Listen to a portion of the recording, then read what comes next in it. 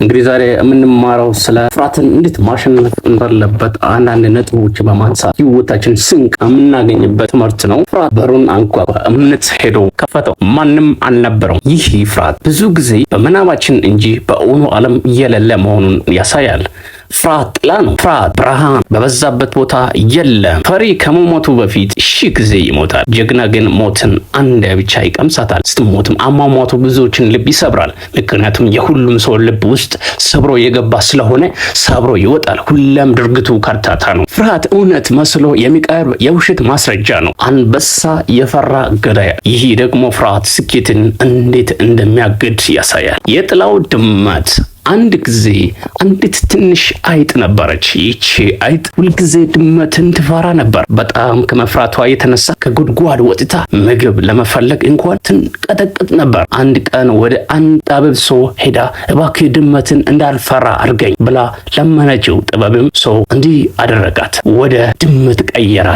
ነገር ግን ድመት ስትሆን ደግሞ ውሻን መፍራት ጀመረች። ጥበቡም ሰው መልሶ ወደ ውሻ ቀየራት። ውሻ ስትሆን ደግሞ ነብርን ፈራች። በመጨረሻም ጠቢቡ ሰው ወደ ነብር ቀየራት። ነብር ሆና ሳለ ግን አሁንም በትንሽ ነገሮች ትደነግጥና ትፈራ ነበር። ጥበቡም ሰው አያትና እንዲህ አለው፣ አሁን ተመለሺ አይጥ ሁኚ። ምክንያቱም ምንም እንኳን የነብር አካል ቢኖርብሽም ውስጣዊ ማንነትሽ ግን አሁንም የአይጥ ልብ ነው። ለውጡ ከጀመረ መጀመሪያ ያለበት ከውጭ ሳይሆን ከውስጣዊ ወይንም ከአእምሮና ከልብ የመነጨ ለውጥ ሊሆን ይገባል። ፍርሃትን ለማሸነፍ ቦታን ወይም ሁኔታ መቀየር ብቻ ሳይሆን አእምሮህን በእምነትና በድፍረት መገንባት አለበት። ፍርሃት ማሸነፍ በተመለከተ በአሁኑ ጊዜ በዓለም ላይ ያሉ ትልልቅ የማህበራዊ ሚዲያ ባለቤቶች እንደ ፌስቡክ ባለቤቶችን ለምሳሌ ማርክ ዙከርበርግ ያሉ እነዚህ የደረሱበት ፍርሃት ስለሌለባቸው ሳይሆን ፍርሃትን ማሸነፍ ስለቻለው ነው። ፍርሃት በህይወቴ ውስጥ ትልቅ እንቅፋት ሊሆን ይችላል፣ ነገር ግን በመጽሐፍ ቅዱስ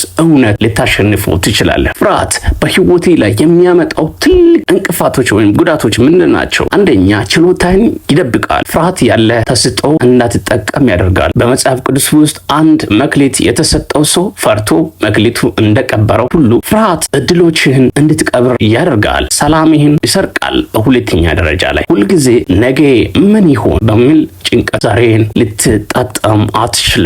ለሽንፈት ያደርጋል። ፍርሃት ውሳኔ እንዳትወሰን በማድረግ ካለህበት ቦታ እንዳትነቃነቅ ያስራል። ፍርሃት ከእግዚአብሔር አይደለም።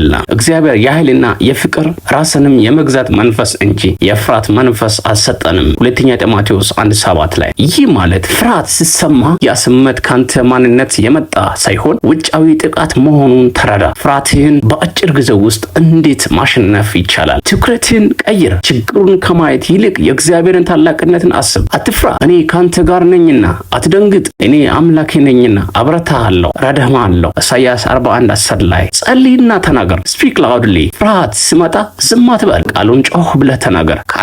አእምሮህን ፍርሃትን ሳይሆን የእግዚአብሔርን ቃል እንዲሰማ አድርግ። ትንሽ እርምጃ ጀምር። የፈራኸው ነገር ፊት ለፊት ተጋፈጥ። ስራ ከፈራ ዛሬውኑ ማመልከቻ ጻፍ። ትምህርት ከከበደ ዛሬውኑ አንድ ገጽ አንብብ። እርምጃ ሲጀመር ፍርሃቱ እየጠፋ ይሄዳል። እንግዲህ ወገኖቼ ስናጠቃልል ወጣትነት የኃይል እንጂ የፍርሃት ጊዜ አይደለም። በዓለም ላይ ስኬታማ የሆኑ ሰዎች ሁሉ የፈሩትን ነገር ግን ሳይቆሙ የቀጠሉ ናቸው። ፍርሃት እንዲመራ አትፍቀድ። ይልቁንም በእግዚአብሔር ቃል ተመርኩዜ በድፍረት ተራመድ።